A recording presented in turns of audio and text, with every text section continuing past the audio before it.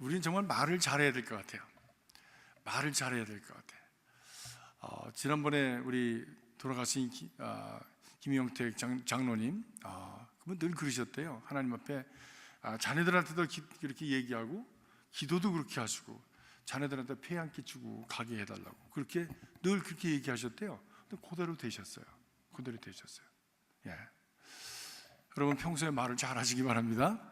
예, 험한 말 그리고 부정적인 말이 아니라 긍정적인 말, 자기에게 축복이 될 뿐만이 아니라 이웃 사람들에게 축복이 되는 말을 자꾸 하시면 그게 어느 날 제게 돌아옵니다.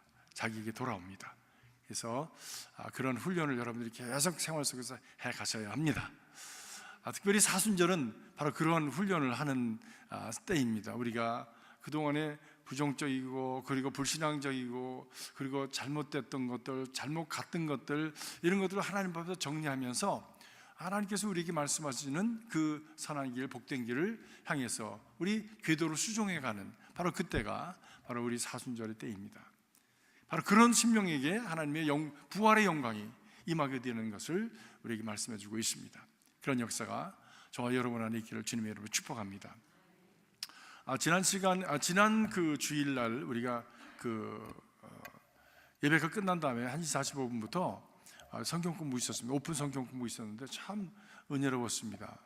제가 하지 못하는 말씀을 그 목사님께서 말씀하셨습니다. 그 말씀은 무슨 제가 이렇게 절제해서 하지 않는 그런 얘기가 아니라 정말 그분만이 하실 수 있는 그런 말씀을 하셨는데 그 중에 하나가 뭐냐면 우리는 행복하기 위해서 신앙생활을 한다라고 하는 거예요. 있습니까? 근데 행복하기 위한 행복이라고 하는 단어는 우리 기독교 신앙에 있어서 구원이라는 단어와 이렇게 바꿔서 말을 해도 하나도 틀리지 않다. 구원받아서 행복해지는 거지 구원받아서 저주받을까요? 구원받고서 행복해지는 겁니다. 그래서 우리가 처음 믿을 때보다 더 구원에 가까웠다 하는 말씀은 우리가 처음 믿을 때보다 더 행복해졌다, 그 말이 맞죠? 그렇게 돼야죠? 그렇지 않습니까? 예수를 믿었는데 오래오래 믿었다고 그러는데 영 믿는 건지 안 믿는 건지 결과가 없어. 그리고 누가 봐도 그렇고 자기가 봐도 그렇고 한심해. 이거 구원받았다고 할 수가 없잖아요. 네. 구원이라고 하는 것은 우리 안에 어떤 변화를 일으키는 겁니다. 어떤 변화냐? 죽음에서 생명으로 건짐받는 겁니다. 불행에서 행복으로 건짐받는 거예요. 그리고 그것이 점점 더 나아지는 거예요. 처음 믿을 때보다 지금이 더 가까워졌다는 것입니다. 그래서 지난 시간에 은혜 받았습니다. 그렇구나. 나도 말은 많이 했는데, 그런 얘기는 많이 했는데 이렇게 구원과 행복을 같이 equivalent한 그런 어떤 말로 의미적으로 볼 때 같은 말로 다 이렇게 바꿔서 사용해도 아무 문제가 없다고 하는 그런 말씀은 정말 통찰력 있는 말씀입니다. 그래서 참 감사했고요. 저와 여러분의 삶이 정말 신앙생활 하면서 행복해지길 바랍니다. 행복해지길 바랍니다. 행복해지기 위해서는 정리되어야 될 것들이 있고 그것들을 우리가 또 제거해야 될 것들도 있고 또 우리가 해결해야 될 것도 있지 않습니까? 막힌 것들은 열어야 되고 묶인 것들은 풀어야 되고, 그렇죠?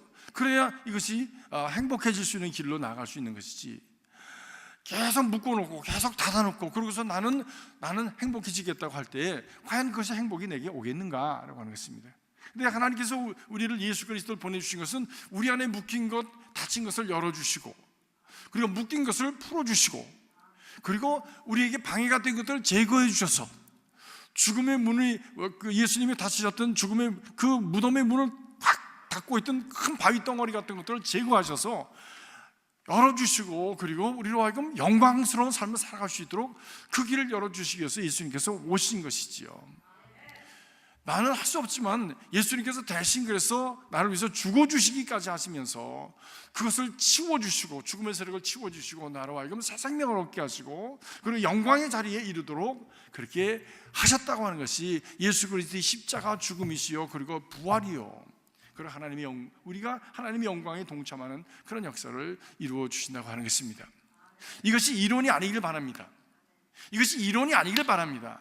내 삶에 경험되어지는 그런 여러분의 나 자신의 현실이고 그리고 이것은 내 경험되어지는 삶이길 바랍니다. 신앙이 삶이 아니라면 무슨 의미가 있어요? 신앙이 삶이 아니라면 무슨 의미가 있냐고요.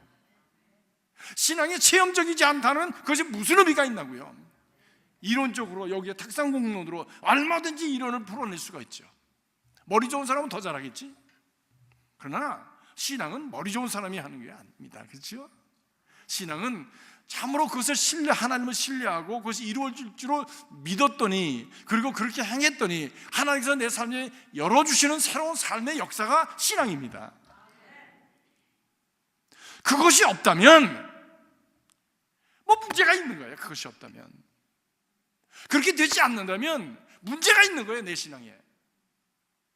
그것을 살피고 그리고 그것을 갖다가 정리해내고 왜 그럴까 라고 하는 것을 다시 한번 재정비해 나가는 그런 시간이 어떤 시간이냐, 바로 우리가 매주일 나와서 하나님 앞에 드리는 예배 시간이 그런 시간이 되어야 되고, 우리가 이렇게 모인 이런 예배 시간이 이런 시간이 되어야 되고, 특별히 절기 때마다 우리가 함께 모여서 말씀을 듣고 나누고 자기를 성찰하는 그런 시간, 바로 이런 사순절이나 또 애드벤트나 이런 때에 우리는 자기 자신을 돌아보면서 내 안에 이런 것들이, 하나님은 내게 이렇게 해주시길 원하시는데 내가 맡고 있는 것은 없는가 라고 하는 것을 살펴보면서 그것을 정리해 나가는 과정을 우리가 갖습니다. 저는 어렸을 때 저희 집은 뭐 이렇게 부잣집이 아니에요. 목사 집안이니까 뭐 그냥 사택에서 늘 살았으니까. 그래도 저희 어머님이 늘 토요일이면 대청소를 하셨습니다. 토요일 날이면 마스크를 하시고 총채를 드시고, 총채라고 그랬지 옛날에. 총채를 가지고 뭐 방이 2개밖에 없는데도 뭐 문 열어놓고 막, 겨울에도 그냥 엄마 추워 하지 마라 그랬는데도 그냥 토요일 날이면, 또 그분은 또 우리 어머니 또 어렸을 때부터 그렇게 잘하셨대요. 그래가지고 털고 닦고 그러셨어. 뭐 별거 아무것도 없는데도. 그래서 우리도 보고도 그렇게 닦으라고 걸레질 맨날 하고, 걸레인지 행주인지 잘 모르겠지만 아무튼 걸레 가지고선 말을 훔치고 맨날 그랬습니다. 네. 근데 지금 생각하면 이스라엘 백성들도 6월절을 맞기 전에 무교절을 맞았는데, 무교절이 뭡니까? 집안에서 곰팡이, 누룩, 먼지 이걸 다 제거하는 거예요. 그리고서는 예수 그리스도의 보혈을 상징하는, 그리고 어린 양 예수의 죽음을, 그것을 통해서 저들이 새로운 생명을 얻었음을 기억하는 그 리추얼, 셀레브레이션을 하는 겁니다. 거룩하기 때문에, 너무 존엄스럽기 때문에, 너무나 고귀하기 때문에 그 시간을 함부로 할 수 없는 것이죠. 그래서 자기를 정리하는 무교절을 먼저 지키는 겁니다. 깨끗하게 하는 시간. 우리도 부활절을 맞기 전에 한번 우리 자신을 깨끗하게 하는 그런 시간을 좀 가졌으면 좋겠어요. 그렇죠? 네. 우리 교회에 교회도 마찬가지입니다. 교회도 부활절 맞기 전에 한번 대청소 한번 싹 좀 했으면 좋겠어. 뭐 우리 교회는 뭐 깨끗한 편이죠. 그래도 상징적으로라도 좀 쓸고 닦고. 그래서 우리 마음에 그 좀 때를 닦고 먼지를 털어내고 곰팡이를 쓸어내는, 그래서 우리가 부활에 동참하고자 하는 그런 믿음의 고백을 그렇게 한번 했으면 좋겠어요. 괜찮습니까? 뭐 그날 또 다 도망가는 거 아닌가 몰라. 아무튼 뭐 성수한다 그러면 다 도망가더라고 보니까. 근데 이게 이 신앙적인 고백으로서 우리가 자기 정리를 해나가는 그런 좀 훈련, 이것이 굉장히 중요합니다. 오늘 말씀 보니까 예수님께서 두로와 시돈을 떠나서 데가볼리 지방을 거쳐서 그리고 다시 갈릴리 지방으로 오셨다 그랬습니다. 두로와 시돈 지방은 이스라엘의 그 서쪽 해안 지방입니다. 거기에서 데가볼리는 그 이스라엘의 그 갈릴리 호수, 그리고 요단강 이쪽에 있는 것을 넘어서 오른쪽에 있는 저기 데카폴리 쪽입니다. 데카폴리스. 그래서 도시가 10개가 있다 그래서 데카폴리스라고. 우리말로는 데가볼리라고 그러는데 영어로는 데카폴리스죠. 데카 10개, 폴리스 도시. 그 지역을 지나서 다시 갈릴리로 오셨다는 거예요. 그러니까 이렇게 기역자로 돌아서 다시 갈릴리 지방으로 오신 겁니다. 중부 지방으로 오신 거예요. 얼마나 많이 걸으셨을까? 얼마나 많이 피곤하셨을까? 그런데 예수님께서는 늘 사람들이 따라다니죠. 특별히 그 데카볼리 지방에서 이미 병자들을 많이 고치셨기 때문에 그 소문이 쭉 따라다녔습니다. 소문이 무서운 겁니다. 그렇죠? 소문이 무서운 거예요. 그 사람이 한번 저질른 일을 그거 잘 안 없어집니다. 소문이 다 이렇게 따라다녀요. 참 재미있는 것은 소문은 동심원같이 이렇게 퍼져나갑니다. 여기서는 소문이 이제 아니야? 그래? 맞았어? 끝났어. 근데 이게 저쪽으로 갔어 벌써. 그때 와가지고 그랬대? 그리고 또 연락이 와. 거기서 끝났는데 저쪽 끝에서 한 1년쯤 후에 그랬대. 그래서 그랬어? 아니야? 다 끝났어. 이게 뭐 동심원처럼 이렇게 계속 퍼져나가는데 어디까지 가냐면 한국까지 가요. 미국에서 일어난 일이 한국까지 간다. 이제는 뭐 한국 미국이 없지 않습니까? 카톡 하나면은 뭐 전 세계가 통하는 데니까. 그러니까 우리가 굉장히 잘 살아야 돼. 굉장히 잘. 이 함부로 말하지만 안 되고요. 함부로 행동하면 안 됩니다. 이것이 걷잡을 수 없이 이걸 다시 이렇게 리트리브 할 수가 없어요. 소문이 너무너무 빨리 나가가지고. 근데 예수님 때는 무슨 신문이 있었겠습니까? 방송이 있었겠습니까? 카톡이 있었겠습니까? 입에서 입으로 번져나갔는데 사람들이 예수에 오신다는 소문을 다 듣고 그리고 몰려들기 시작했습니다. 그때 예수님께 귀먹고 어눌한 사람 하나를 데리고 왔다라고 마가가 그렇게 어눌한 병자를 대표로 하나를 선택을 해서 말씀을 하고 있습니다. 그 많은 환자 중에서 특별히 이 귀먹고 어눌한 그러니까 귀먹고 어눌하다고 한 것을 봐서 이 사람은 처음부터 귀가 먹은 사람이 아닙니다. 말을 못하는 사람이 아닙니다. 언젠가 들었는데 이게 잘 들리질 않으니까 또는 자기가 듣는 것이 어눌하게 들으니까 말도 어눌하게 하는 거예요. 저도 어렸을 때 동네에 그런 반벙어리라고 그러죠. 반벙어리 그 아이가 있었습니다. 엄마, 이게 뭐 똑바로 말을 못해. 왜? 자기 귀에는 그렇게 들리니까 그렇게 말을 하는 거예요. 우리는 우리가 생각한 것을 말합니다. 우리가 들은 것을 얘기합니다. 어쩔 수가 없어요. 자기가 또 들은 만큼 얘기해요.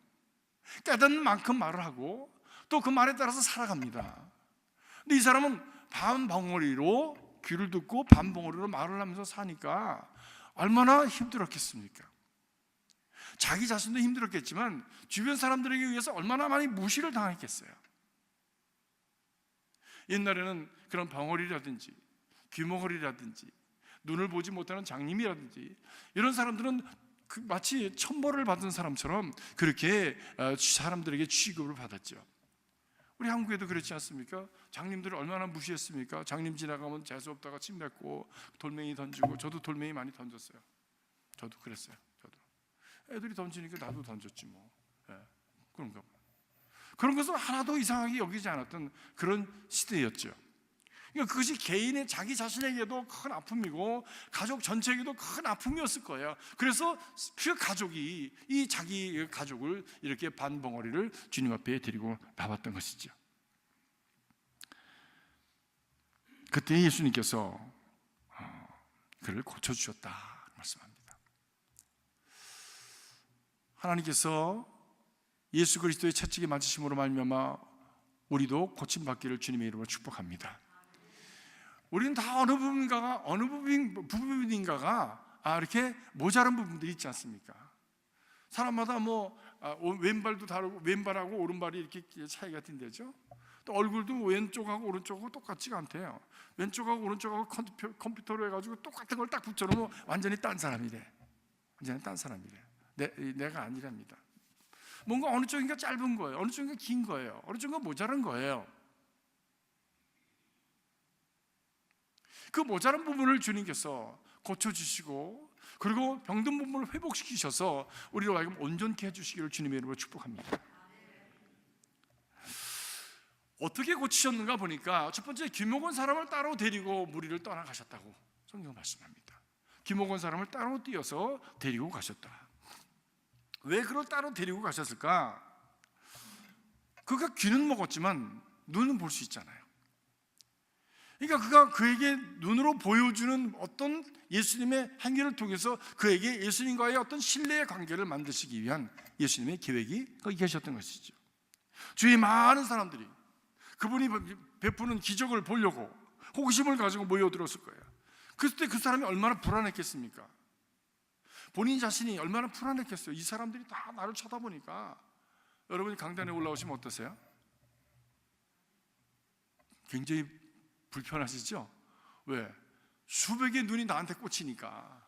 나는 처음에 강단에 섰는데 숨을 못 쉬겠더라고. 이걸 다 준비하고 밤새껏 준비했는데 이게 하나도 보이질 않더라고. 예. 그만큼 이게 사람들의 관심을 갖는다는 게 뭐 기분이 좋을 수도 있겠지만 그러나 이것이 굉장히 부담되는 일입니다. 이 사람 평소에도 어쩌면 그렇게 살았기 때문에, 병자로 살았기 때문에, 또는 핸디캡으로 살았기 때문에 심리적으로 불안한 그런 그리고 좀 안정되지 못한 가운데 있었던 사람일 수 있어요. 사람들이 자기를 다 쳐다보니까 그 마음이 굉장히 불안해지시고, 예수님께서 그를 붙드셔서 따로 홀로 그 가운데서 떼어내셨다라고 했습니다. 누구를 배려한 겁니까? 병든 자를 배려해 주신 겁니다. 그래서 두려움도 있었을 것이고 불안함도 있었을 것이고, 그런 사람을 따로 데리고 가셔서 그가 예수님만을 바라보게, 예수님 또 뭐 그 사람만을 바라보는 그런 정말 두 사람의 만남을 아주 엑기스와 같은 그런 적극적인 만남을 가져주시는 그런 기회를 예수님께서 만드신 것이죠. 우리는 진실로 참된 자신을 회복하기 위해서 때때로 무리를 떠나서 주님과 홀로 있는 시간이 필요합니다. 예수님도 무리를 떠나서 하나님과 홀로 있는 시간을 가지셨습니다. 홀로 있는 시간이 얼마나 귀한 시간이 되는지 모릅니다. 그래서 믿음의 사람들은 이렇게 함께 모여서 예배드리는 시간도 중요하지만 나 혼자 하나님 앞에 홀로 서 있는 골방의 기도의 시간을 반드시 가져야 됩니다. 그래서 은밀한 시간이요, 또 그것이 참 큐티의 시간이 될 수 있습니다. 골방의 시간은 오래 많이 갖고 이런 강단에 올라와서 기도하는 시간은 좀 짧아야 돼요. 그런데 골방의 시간이 많이 없는 사람은 이 한꺼번에 그 시간에 골방의 시간까지 다 해가지고 한꺼번에 쏟아놓으려고 기도가 많이 길어져.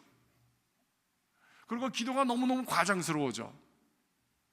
겸손하고 소박하고 있는 모습 그대로를 하나님 앞에 드리는 게 아니라, 그리고 이미 내가 생각하고 깨달은 것을 드리는 것이 아니라 뭔가를 자꾸만 만들어내려고 하다 보니까 그러다 나니까 자기 자신이 아닌 것을 이렇게 과시적으로 이렇게 기도하게 됩니다.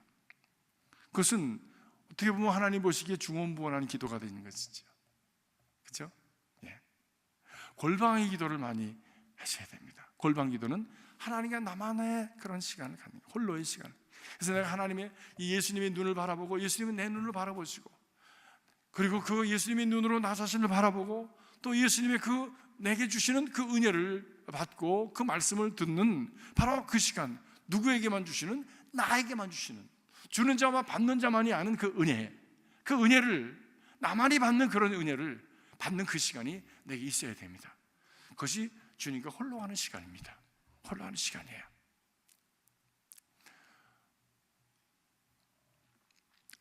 그래서 골방의 기도를 할 수도 있고 금식할 수도 있고요.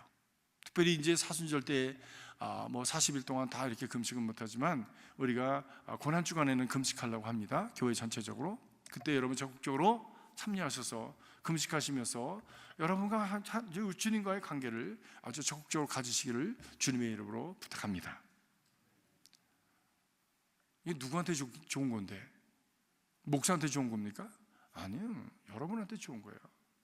교회는, 목사는 여러분들을 그렇게 주님께로 안내해가는 작은 목자지, 대목자는 예수님이시고 저는 작은 목자예요. 그래서 이리 가십시다, 저리 가십시다라고 자꾸 길을 안내하는 것뿐이지, 정작 그 길을 따라가야 되는 분은, 그렇게 하면 누가 베니핏을 받습니까? 여러분이 받는 거예요. 여러분이 받는 거예요. 제가 받는 게 아닙니다. 제가 받는 게 아닙니다. 토머스 몰턴이라고 하는 영성학자는 광야의 지혜라고 하는 그런 책에서 이렇게 얘기를 했어요.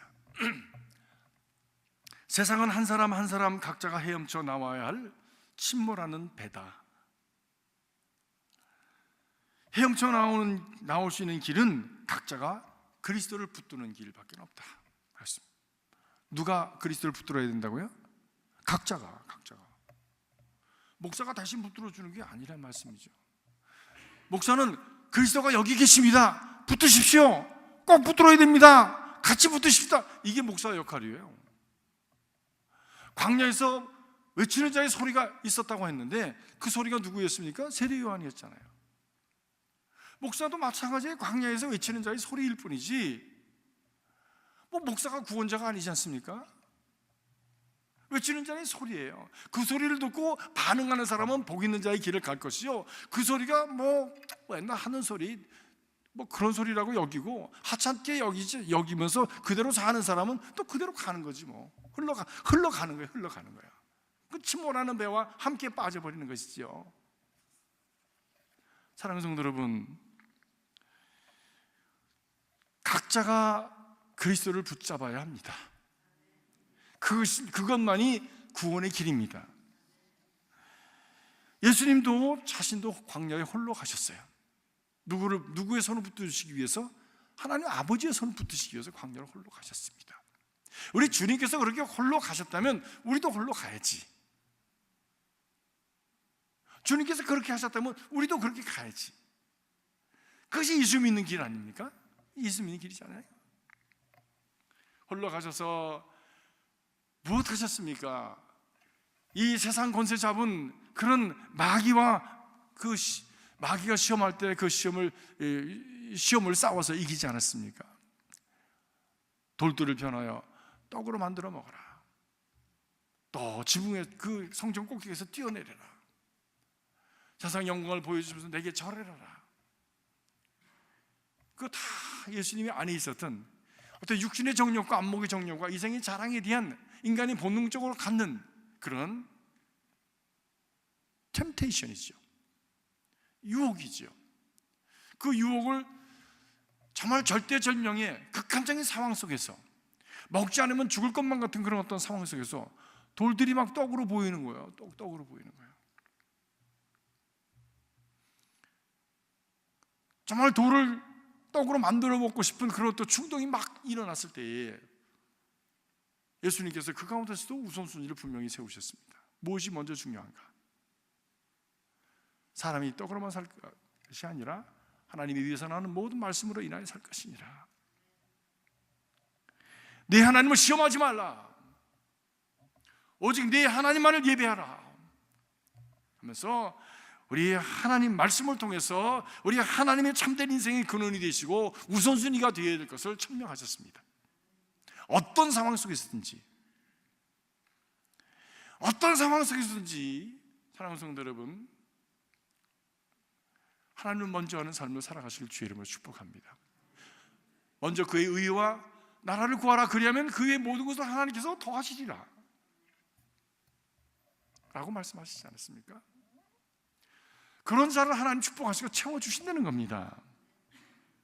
그렇기 때문에 홀로 있는 자리는 바로 이런 자기, 시험받는 자기, 유혹받는 자기, 그렇게 취약한 자기를 돌아보고 자기 자신과 싸우는 자리입니다. 또한 분명한 것은 그때에 하나님께서 우리를 바라보시고 함께 하시고 도와주시고 천사들이 와서 수종 들어주는 그런 주님과의 만남의 자리가 되어지는 것입니다. 우리가 주님과 홀로 있을 때에 그때에 우리 자신의 참 모습을 볼 수 있게 됩니다.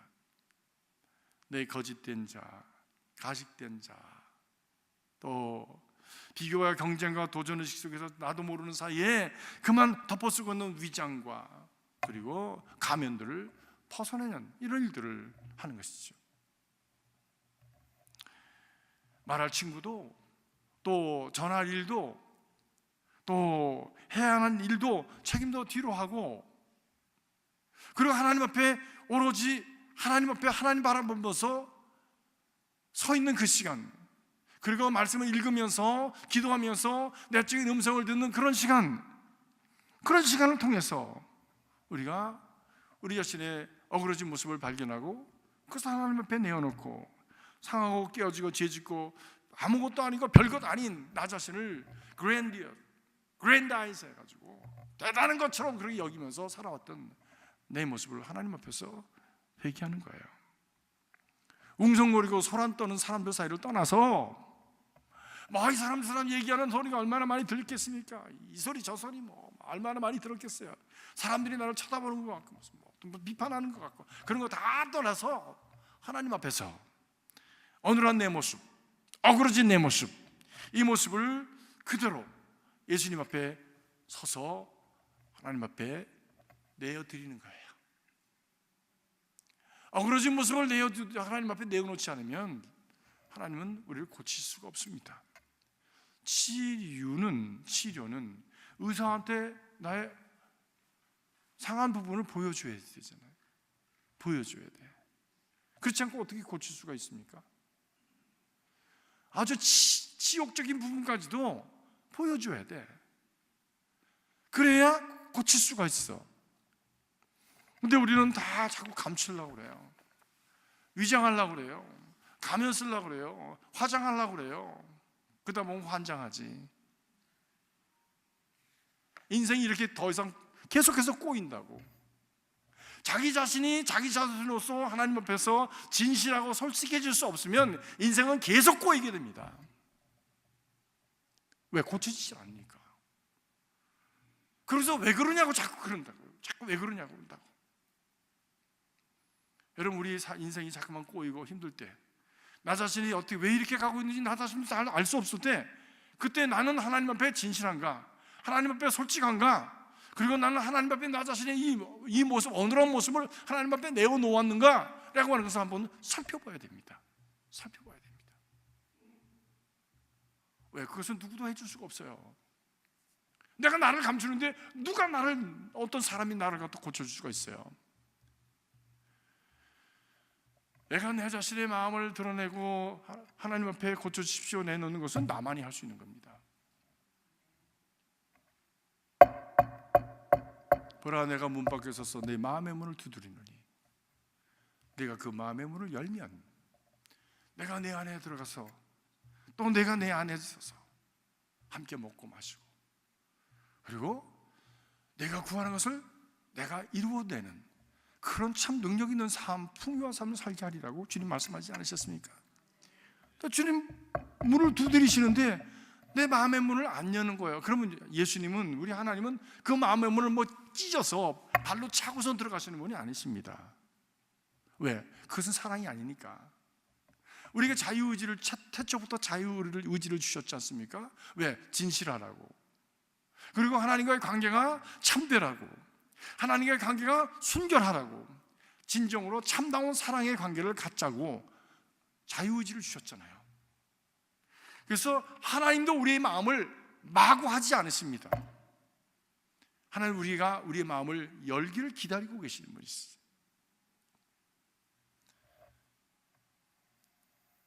그래서 내 마음의 빗장을 풀고, 그리고 나의 참 어수룩한 모습, 어눌한 모습, 그리고 참 모자란 모습, 상한 모습을 내어놓아야, 그래야 주님께서 나를 고칠 수가 있는 거예요. 그 모습을 드리는 것이 진짜 기도입니다. 그것을 내어놓는 것이 자기 자신을 하나님 앞에 산 제물로 드리는 거라고요. 그것이 참 예배라고요. 그런 예배를 하나님 앞에 늘 드릴 수 있는 저와 여러분이 되시기를 주의 이름으로 축복합니다. 사람들이 그를 기먹고 억울하다고 저주받은 인상이라고 얼마나 놀렸겠습니까? 얼마나 재수없다고 돌을 던졌겠어요. 그렇게 살아왔다면 그분이 얼마나 상처가 많았겠어요. 얼마나 컴플렉스가 많았겠어요. 얼마나 피해의식이 많았겠어요. 얼마나 사람들이 두려웠겠어요. 아마 내가 보기에는 사람들 눈을 잘 쳐다보지 못해서, 이렇게 쳐다보지 못했어요. 누가 이렇게 쳐다보면 금방 그냥 이렇게 자기 상처가 생각이 나고 그게 아파가지고 금방 이렇게 눈을 돌리고 땅을 쳐다보고 다니는 그런 사람인지도 모르겠어요. 대부분 그렇지 않습니까? 자신 없는 사람은 눈이 왔다 갔다 하잖아요. 네.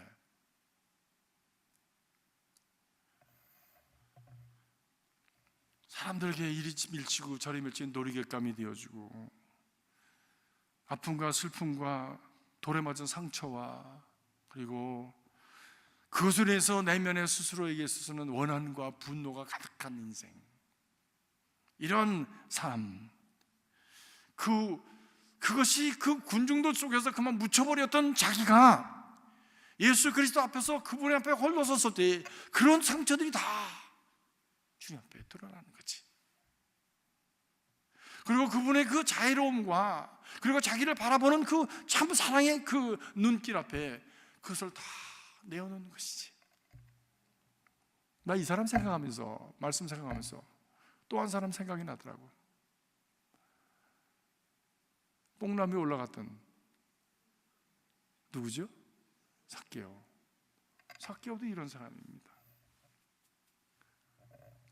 태어나기를 난쟁이로 태어나가지고 사람들한테 무시당하고 사람들한테 돌 맞고 왕따 당하고 그러고 살았던 사람. 얼마나 분이 나고 원한이 생겼으면 그가 세리였습니까? 뭐였죠? 세리장이었어요. 얼마나 일을 물었으면 두고 보자. 세상은 돈이면 다 되더라고. 두고 보자. 내가 니들 한번 멱살 잡고 내 발밑에 꿇어놓고 내 무릎 꿇게 할 날이 올 거야. 하고선 지독하게 한 거야. 민족 좋아하네. 민족이 밥 먹여줘? 민족 좋아하네. 민족의 것을 착취해가지고 로마 정부에 바치는 일에 있어서 1등 간 겁니다. 그런데 그렇게 해서 인생이 문제가 해결될 줄 알았는데 해결이 되지 않았어요. 외로웠어요. 사람들이 겉으로는 안녕하십니까 인사를 했지만 뒤로 돌아서는 침 뱉고 욕하고 그리고 그걸 멀리했어요. 모든 사람들이 그랬습니다.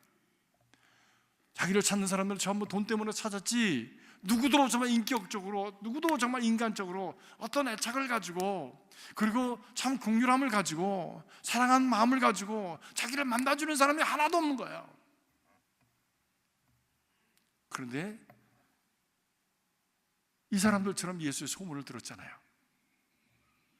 그래서 예수 만나고 싶어서 동네 어귀로 뛰어나갔는데 사람들이 너무 많아서 예수님께로 갈 수가 없었습니다. 웅성거리는 사람, 구경꾼들, 기적을 보려고 모인 사람들, 또 진짜 예수님 만나고 싶어서 어떤 자기 인생의 문제를 해결하고 싶어서 나온 사람도 있었겠지만 수많은 그런 군중들 때문에 예수님 앞에 갈 수가 없어서 그는 어떻게 했습니까? 뽕나무에 올라갔다. 작았으니까 올라가도 뭐 나뭇잎에 가려가지고 잘 보이지도 않았을 거야. 가서 뭐 또 이렇게 해가지고 이렇게 뭐 타산처럼 내려다 봤을까요? 아니에요. 자신감이 없으니까 나뭇잎 사이로 이렇게 봤을 거예요. 나뭇잎 사이로 이렇게 봤을 거예요. 얼마나 불쌍해.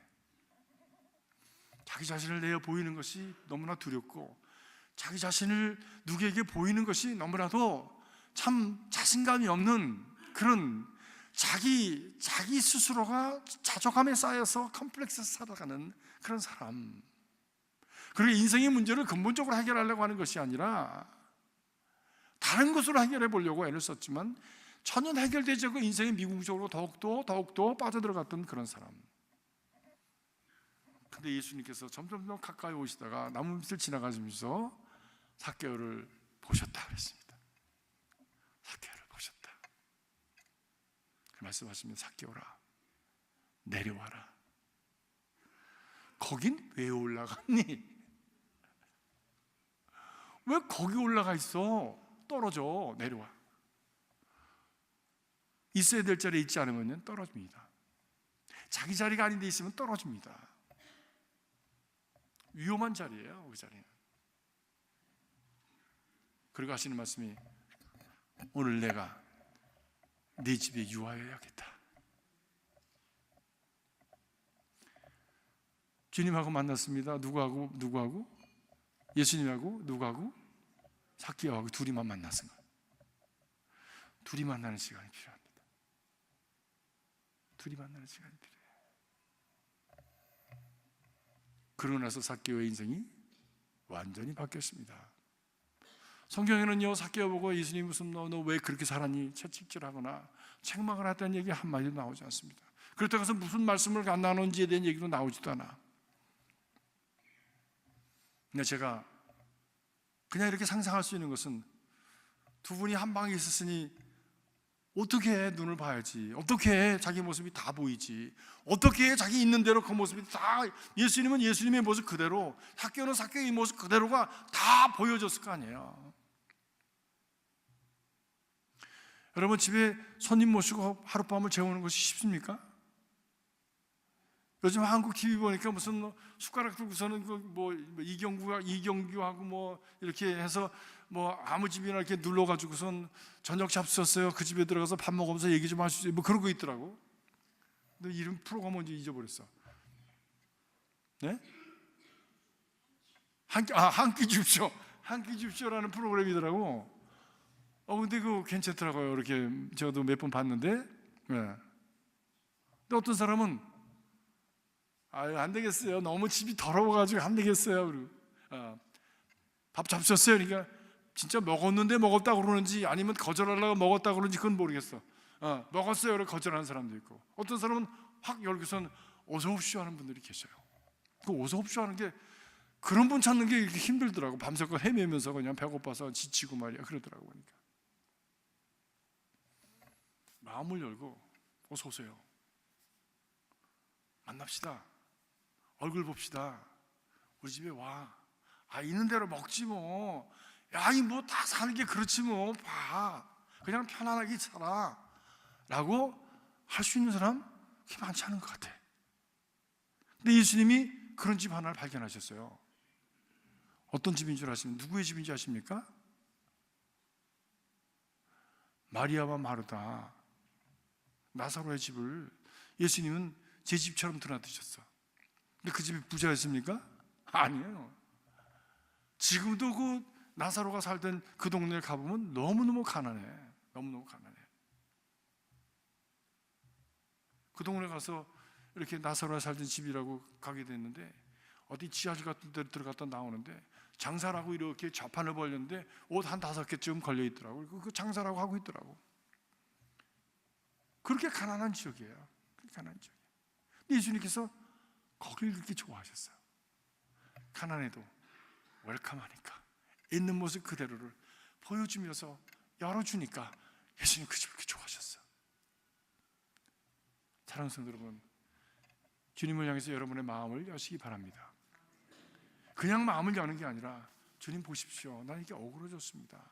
주님 보십시오, 나 이렇게 상했습니다. 주님 보십시오, 이렇게 나 지금 마음에 슬픔이 있고 상처가 있습니다. 불안함과 두려움이 있습니다. 주님 보십시오, 나를 좀 만져주십시오 라고 자기의 상한 것을 그대로 내어놓을 수 있는 바로 그 마음, 그것이 주님께서 편안해 하시는 마음입니다.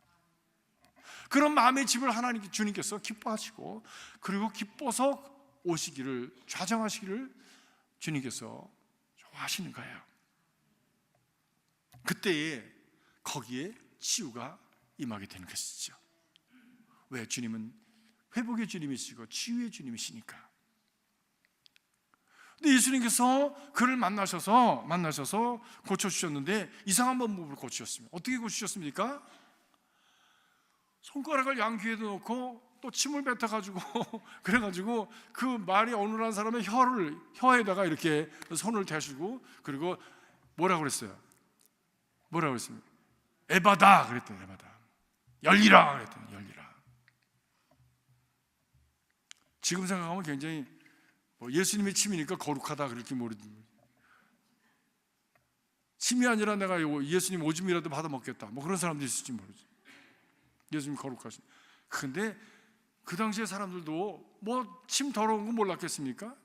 아니, 그보다도 그 사람 어눌하게 말 못하고 귀 먹은 그 사람이 얼마나 더러웠겠어요. 사람 취급 못하고 그냥 할 수 있는 게 거렁뱅이 노릇을 할 수밖에 없었던 그런 사람이었을 텐데 얼마나 더러웠겠어요. 근데 개인적으로 만나서 그 사람의 귀에다가 손을 넣고, 그리고 침을 뱉어서, 그리고 그 사람의 혀에다가 대서, 그리고 그에게 말씀하셨습니다. 에바다, 열려라, 열려라. 그랬더니 그 사람의 귀가 열리고 입이 열어져서 똑바로 말을 할 수 있게 되었다는 거죠. 말을 할 수 있게. 예수님은 왜 그렇게 하셨을까? 왜 이렇게 하셨을까? 그 당시에 편견이 심했던 그런 상황 속에서 누가 그 사람에게 손을 대주겠습니까? 미켈란젤로가 성전 앞을 이렇게 지나가는데 거지가 한 분 줍쇼 했답니다. 그때 미켈란젤로가 그 사람 손을 붙들면서 형제여, 내가 가진 것이 지금 없어요. 그렇지만 당신을 내가 꼭 기억하고 기도하겠습니다. 그랬더니 그 사람이 미켈란젤로를 바라보면서 선생님, 주지 않으셔도 괜찮습니다. 저는 오늘 가장 큰 선물을 받았습니다.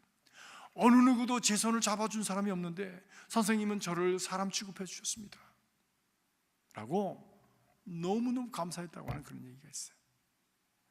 쳐다봐 주지도 않고 돌을 던지고 침을 뱉고 그리고 무시하는, 그리고 저주하는 그런 상황 속에서 그 사람의 손을 붙들고 끌고 가가지고 귀에다가 손을 대고서 입을 만져주고 그 스킨 터치를 하면서 그를 축복하는 에바다, 열려라 라고 하는 말을 할 때에 그 사람은 마음이 벌써 활짝 열려졌을 거예요. 사랑의 터치.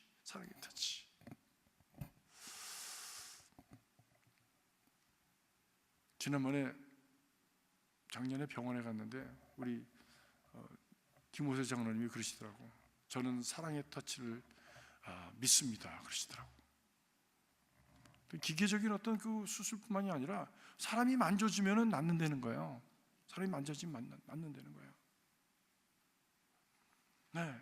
그 우리 어렸을 때도 부모님들이 이렇게 목이나 뭐 이런 데 물리면은 침 뱉어가지고 이렇게 물려주면서 이렇게 비벼주셨잖아요. 네. 그런데 그 우리가 더럽다고 여기질 않았어, 한 번도. 이런 데도 이렇게 가지고 이렇게 문질러주고. 그래도 한 번도 더럽다고 여기질 않아. 왜? 사랑하는 엄마가 해주니까 한 번도 더럽다는 생각을 해본 적이 없어. 근데 조금 크고 이제 어른 되면 대먹지 못하게 말이야. 예? 나이 든 노인 어머니가 뭐 더럽다느니 말이야, 지저분하다느니 그따위 소리 하는 인간들이 있지 않습니까? 사랑의 관심과 그 사랑의 손길을 통해서 이미 그의 마음이 열리고, 그리고 거기에 하나님 되시는 예수께서 열려라! 라고 명령하시자 그의 혀가 열려버렸어요. 죽음의 세력이 사라져버렸어요.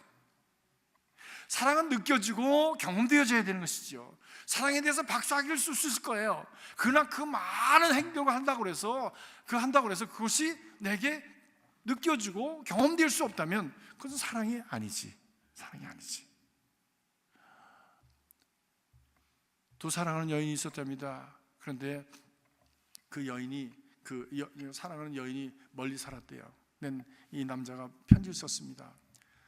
사랑하는 그대여, 내가 내 생명을 다 줘도 아깝지 않은 당신은 내 마음의 보배요, 그리고 내 인생이 전부입니다. 나는 정말 사랑합니다. 저 바다가 육지라면 내가 지금이라도 달려가겠는데, 그런데 지금 바깥에는 바람이 불어서 지금 좀 이따 가겠습니다.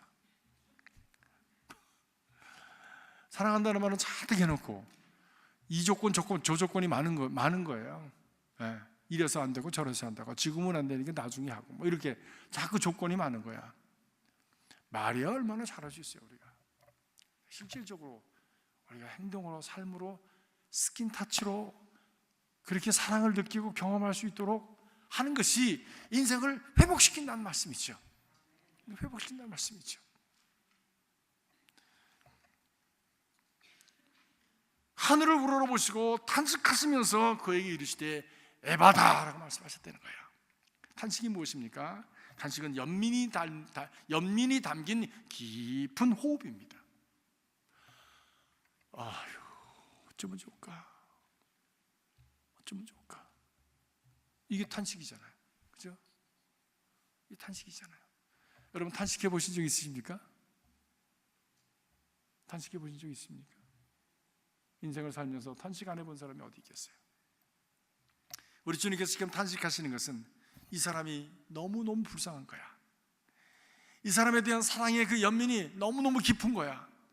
그래서 탄식하셨다는 거야. 아픈 가슴을 가지고 그가 호흡을 깊게 하셨습니다. 예수님의 호흡이라고 하는 것은 성령을 의미합니다. 두려움 속에 골방에 갇혀 있었던 제자들에게 나타나셔서 주님께서 부활하신 주님 말씀하시기를 평강이 있을지어다, 숨을 크게 내어 쉬시면서 말씀하시기를 성령을 받으라. 루아흐 푸뉴마. 이것은 태초에 하나님께서 세상을 창조하실 때에 인간을 흙으로 만드시고 그리고 거기에 숨을 불어넣으셨다고. 하나님께서 그렇게 하나님의 호흡을 불어넣으시자 생명이 되었다. 그래서 살아났다. 그리고 아름다웠다. 참 보기에 좋았다. 온전한 그 창조가 이루어진 것이죠. 왜냐하면 바로 그 하나님의 영은 치유의 영이시기 때문입니다. 오늘도 하나님의 영이 여러분의 심령속에 임하시길 주의 이름으로 축복합니다. 그래서 육신의 질병뿐만이 아니라 이번엔 마음의 질병, 그리고 여러분의 정서의 질병, 생활에 어그러진 것들이 새롭게 고쳐지고 회복되어지는 역사가 있기를 주님의 이름으로 축복합니다.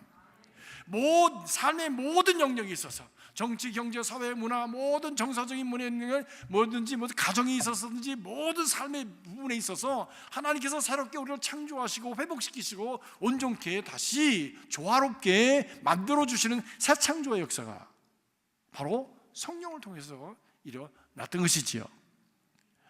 하나님의 성령께서 운행하셔서 우리 모두의 삶에 묶여졌던 것 풀려지고 닫혀졌던 것들이 열려져서 온전히 세워지는 역사가 있기를 주의 이름으로 축복합니다. 그랬더니 귀가 열리고 그리고 혀에 맞춘 것이 풀려져서 그 말이 분명하게 되었다 그랬어요. 인간이 회복된 거예요. 말 못하는 사람이 말하게 되면 인생이 풀리는 거죠. 삶이 새로워지는 거예요. 그리고 인생이 새로워지게 된 것입니다. 미래가 열려지게 되는 것이에요.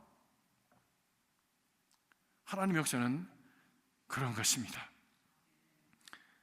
그리고 주님께서 말씀하셨어요. 저가 내 이름으로 사방을 넘어라며 귀신을 쫓으라며 그리고 무슨 독을 마시다 해바름을 받지 아니하며 뱀을 잡으며 병든 자에게 손을 얹은 즉 나으리라. 누가? 성령을 받은 사람이. 하나님의 은혜 가운데서 회복된 삶을 살아가는 성령의 사람들이 그렇게 하게 된다는 말씀입니다. 다시 말하면 우리 안에 있는 신성이 회복되어지는 겁니다. 예수님께서 우리에게 말씀하시기를 너희는 신이다 그래서 너희는 신이다. 그 말씀은 무슨 말씀이냐? 내가 하나님이란 말씀이 아니라 우리 안에 신성이 있다는 말씀이죠. 왜? 하나님의 호흡이 우리 안에 있으니까. 모든 사람 안에는 하나님의 호흡이 담겨져 있는데 그 호흡이 죽어버린 사람이 있고 살아있는 사람이 있는 것이죠. 근데 성령으로 말미암아 우리가 다시 거듭나게 되어질 때 우리 안에 하나님의 호흡이 다시 살아나는 거예요. 하나님의 영의 역사가 다시 일어나는 거예요. 그것을 통해서 우리 안에 신성이 회복되어지는 겁니다. 그래서 하늘 아버지가 거룩하신 것처럼 너희도 거룩하라. 하늘 아버지를 닮는 역사가 일어나게 되어지는 것이죠. 신앙의 역사를 통해서 이런 우리 안과 밖의 변화, 그리고 우리의 영과 육과 혼이 주 오실 날까지 온전히 보존되어지고 그리고 하나님의 거룩을 닮아가는 삶을 살아가는 존귀한 인생들이 되시기를 주의 이름으로 축복합니다. 그리고 우리가 신앙생활을 해나가는 동안에 지속적으로 우리 안에 하나님의 호흡을 채워가는 그런 우리의 헌신과 노력을 다해가시길 주의 이름으로 축복합니다. 특별히 사순절 기간 동안이 그런 기간이에요. 우리 가운데 하나님의 호흡을 다시 회복하는 기간, 우리 가운데 하나님의 호흡을 채워가는 기간이 되기를 주님의 이름으로 축복합니다.